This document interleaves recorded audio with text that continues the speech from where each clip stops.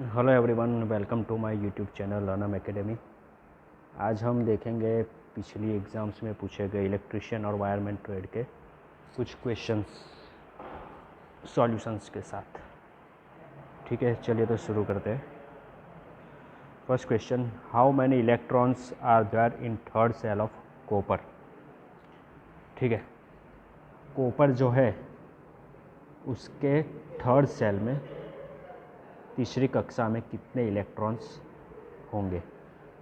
Option है ए 18, B 28, सी 29 या D 32।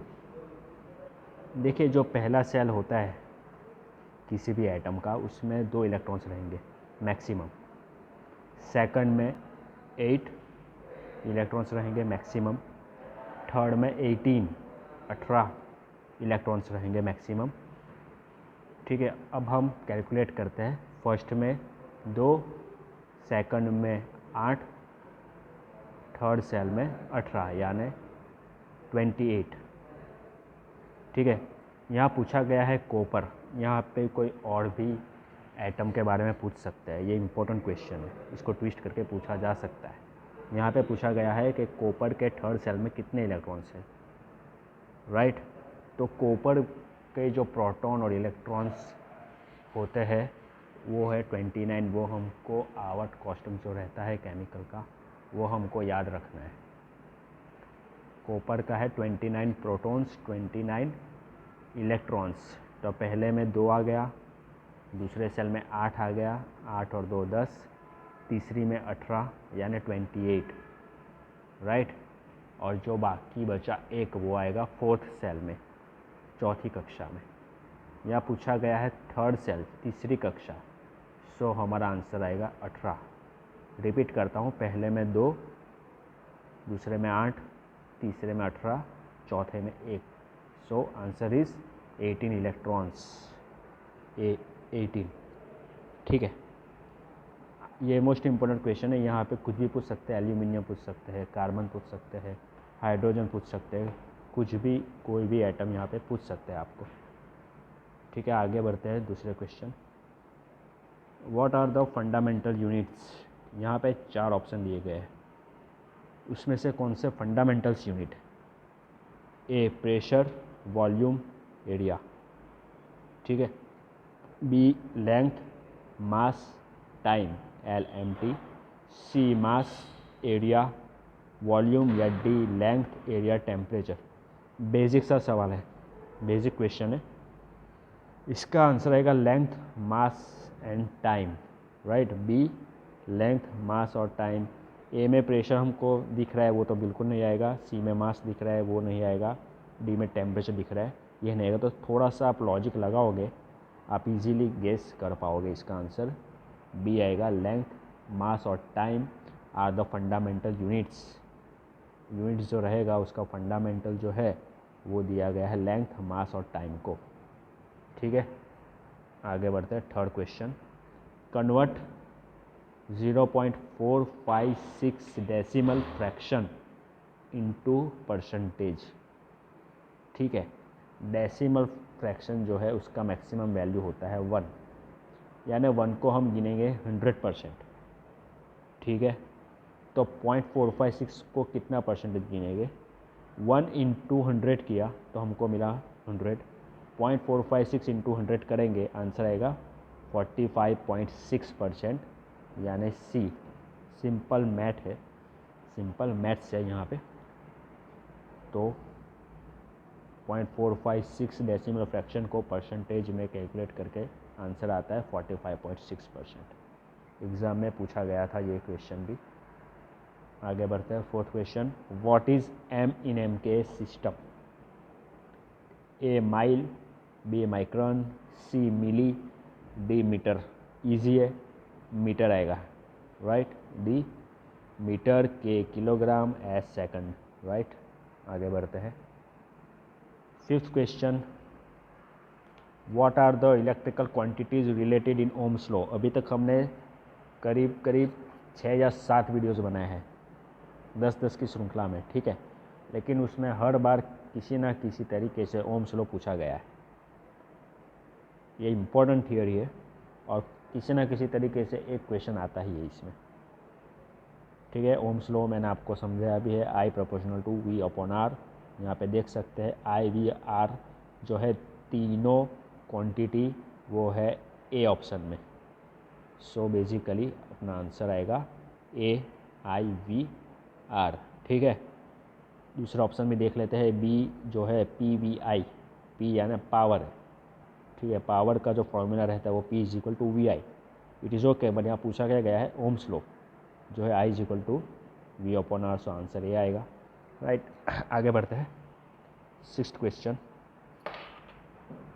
What is the purpose of damper winding in alternator. ठीक है, reduce copper loss, reduce hunting effect, reduce windage loss या D improve voltage regulation. ठीक है, alternator के हमने 1-2 सवाल देखे हुए हैं। अल्टरनेटर जो है वो 3 फेज जनरेटर भी कहा जाता है उसको। ठीक है, बारी बारी देखते हैं ऑप्शन। रिड्यूस कॉपर लॉस नहीं आ सकता, रिड्यूस हंटिंग इफेक्ट। ठीक है, हंटिंग इफेक्ट क्या है, जो ऑसिलेशन होता है रोटर में उसे कहते हैं हंटिंग इफेक्ट। तो वो ज़रूर से कम करता है डैम्पर वाइंडिंग, जो रोटर में ऑसिलेशंस आता है उसे कम करता है, जिसे हम हंटिंग इफेक्ट कहते हैं। सो बी आंसर आ सकता है। आगे बढ़ते हैं, रिड्यूस विंडेज लॉस नहीं आ सकता, डी इम्प्रूव वोल्टेज रेगुलेशन नहीं आ सकता। So basically answer is b, reduce hunting effect. Right, ये जो डैम्पर वाइंडिंग होता है वो स्टार्टिंग टॉर्क भी प्रोवाइड करता है सिंक्रोनस मोटर को। ठीक है, जो उसको स्टार्ट होने में मदद रूप होता है। राइट, दूसरा उसका काम है हंटिंग इफेक्ट को रिड्यूस करना। ठीक है, ये जो अपना डैम्पर वाइंडिंग है वो लो रेजिस्टेंस कॉपर, एल्यूमिनियम या ब्रास का बना हुआ होता है। राइट, ये आपको याद रखना है। आगे बढ़ते हैं 7th question, which instrument is use to test armature winding for short and open circuit. या आर्मेचर मोटर रिवाइंडिंग में भी पूछा जा सकता है, लास्ट थियरी है आर्मेचर की। ए टोंग टेस्टर, टोंग टेस्टर और क्लैम्प मीटर दोनों एक ही है, दो नाम है। टोंग टेस्टर और क्लैम्प मीटर एक ही है, जिसकी हेल्प से हम एसी करंट मेज़र कर सकते हैं। राइट, लेकिन उससे हम आर्मेचर वाइंडिंग टेस्ट नहीं कर सकते। सो ए आंसर नहीं आ सकता। डी मल्टीमीटर, ठीक है, नहीं आ सकता। मल्टीमीटर से हम आर्मेचर वाइंडिंग का जो टेस्ट है, short circuit test, open circuit test नहीं कर सकते। सी एक्सटर्नल ग्राउलर, यस ये आ सकता है। डी मेगर, मेगर हमने देखा है पिछले वीडियोज़ में, मेगा ओम मीटर नहीं आ सकता। ठीक है, तो इसका आंसर आएगा सी एक्सटर्नल ग्राउलर। आगे बढ़ते हैं, why the DC supply is necessary for synchronous motor operation. DC supply ज़रूरी क्यों है सिंक्रोनस मोटर के लिए। A to start the motor with overload नहीं आ सकता, लॉसेस कम करने के लिए। B to reduce the losses नहीं आ सकता। C to start the motor initially, उसके लिए स्टार्टर है, दूसरा मैकेनिज्म है, नहीं आ सकता। A T run the motor at synchronous speed. ठीक है, सिंक्रोनस मोटर को सिंक्रोनस स्पीड से चलाने के लिए डीसी सप्लाई कैसे, वो समझाता हूँ। तो स्टार्टिंग में जब सिंक्रोनस मोटर को हमको स्टार्ट करना है तो स्लिप रिंग इंडक्शन मोटर का यूज़ करते हैं हम। ठीक है, उसको हम डीसी एक्साइटेशन देंगे रोटर में। ठीक है, वो उसको सिंक्रोनिज्म में लाएगा। इस तरीके से अपना जो रोटर है वो सिंक्रोनस स्पीड अचीव करेगा और वो सिंक्रोनस मोटर की स्पीड, जो अपना सिंक्रोनस स्पीड है उसी स्पीड से घूमने लगेगा। ठीक है, इस तरीके से अपना आंसर आएगा d, to run the motor at synchronous speed. उसको जो स्लिप रिंग इंडक्शन मोटर हम यूज़ करते हैं उसको एक्सटर्नल प्राइम मूवर भी कहा जाता है, ये भी याद रखना है हमको। Next question 9, what is the function of centrifugal switch in motor. यहाँ पे सिर्फ मोटर दिया गया है, लेकिन यहाँ याद रखना है centrifugal switch single phase AC motor में यूज़ होता है। ठीक है।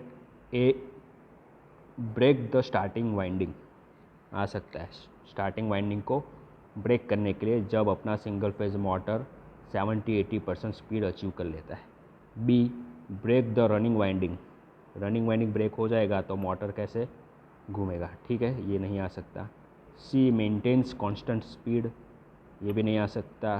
डी प्रोटेक्ट द मोटर, नहीं आ सकता। ठीक है, इसका आंसर आएगा 9A break the starting winding.